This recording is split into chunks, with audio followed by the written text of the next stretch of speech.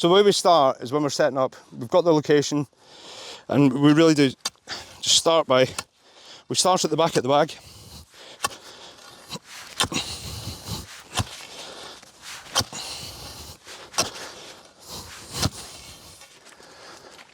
Now for these, I've chosen the 600mm. I just find them easier. You're working on top of it straight away, and you don't need. Once these are about a third of the way, they're absolutely they're solid.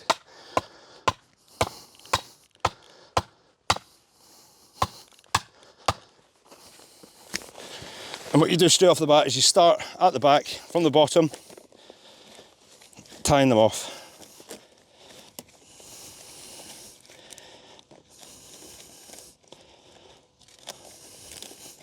And just work your way up the bag.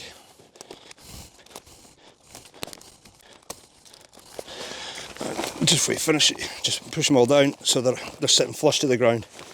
I say what you're trying to do come the end is create a seal. I like starting. So you pull it tight and you can start to see it's starting to take shape. And what I can see here is you've got a bit of a jump. What I just do is just remove that so you've got a flat base. Yep, and again, come the end, it makes it easier to seal it. Pull it tight, and then put your second peg in.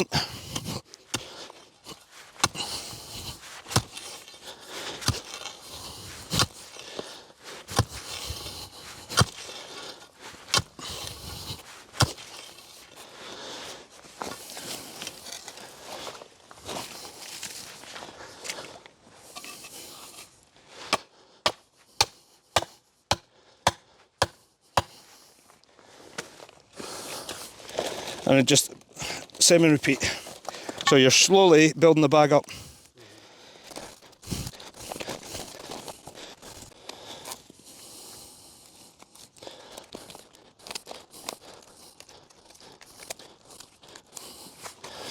And again, same again, you just push it down the back.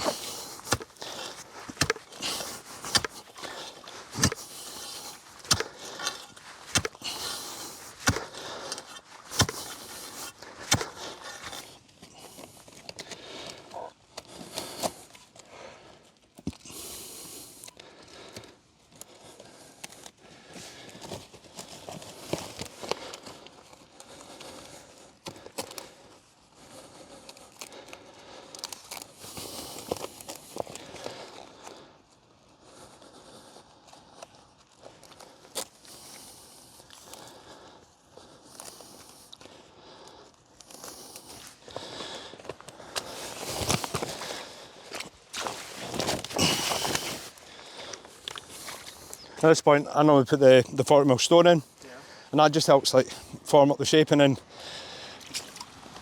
you can see everything starting to take shape, if you like.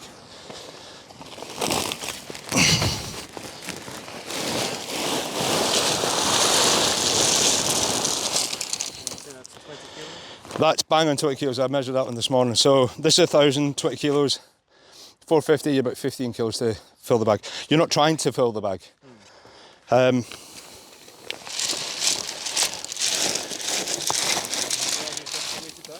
No, so this starts capturing the silt when it comes in. So if you didn't have that, it would just keep moving.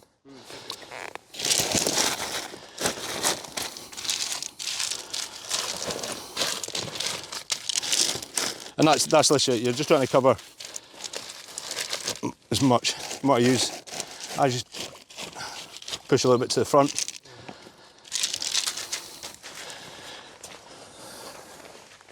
And then finally, and this is probably, well, say finally, there's one more after this, is you're setting the wings. Getting these in, you have to ensure that, again, they're dug in. This is really quite flat, this section here. So what I'll do is I'll seal this by using divots or local material, and just build up the front and seal the front, seal the wings as well. So they need to be sitting about 45 degrees. So if you look straight up the ditch and then just off to the right, so about 45 degrees.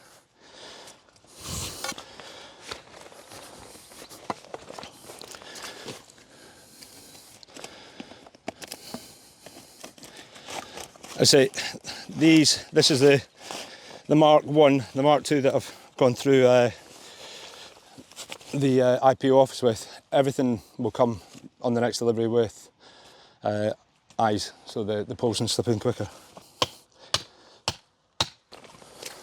And normally what I do is, this is slightly different to my normal site, but if you go into a forest ditch, if you like, they're quite concave. So you normally end up having to just square it off and then dig the wings in straight, and then backfill them.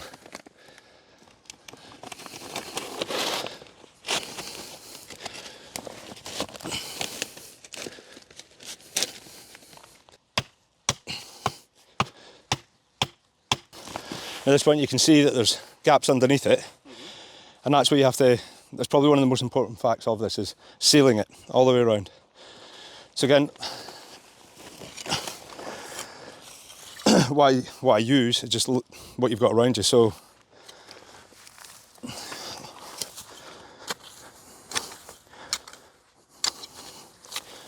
just localised vegetation, and what you're doing is you're just filling up that gap, and what happens when the water starts building up behind, it naturally starts to seal itself. Okay. So what you try not to do is put more silt into the bank, but use clean material and seal around the edges.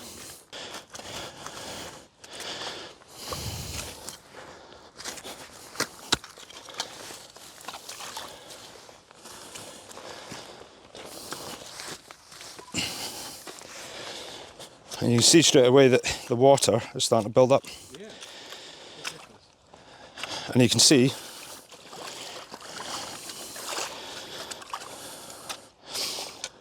what will happen is when it actually gets to the upstream level, and what you get then is it gets an opportunity to be suspended. And then all the silt naturally starts to fill up in here. So that's basically how it works, it's suspended. Then it comes down to yourself, whoever's putting the silt sumps in, to monitor it, manage it, and then start